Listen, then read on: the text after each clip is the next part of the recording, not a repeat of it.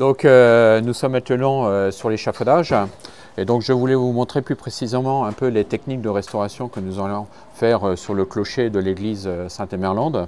Donc comme vous le voyez sur place, vous avez des pierres qui sont fortement altérées par le temps, liées à de la dégradation, desquamation de pierres, due à un ruissellement de l'eau qui a créé ces énormes crevasses. Donc la priorité au jour d'aujourd'hui, c'est que ces pierres risque, menace ruine sur le clocher puisque vous avez une dégradation très importante.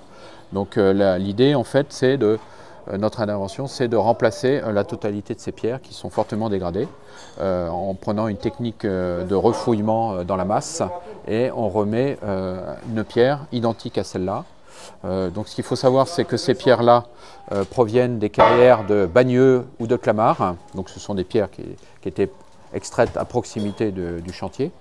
Donc au jour d'aujourd'hui, par l'urbanisation, ces carrières ne sont plus en exploitation.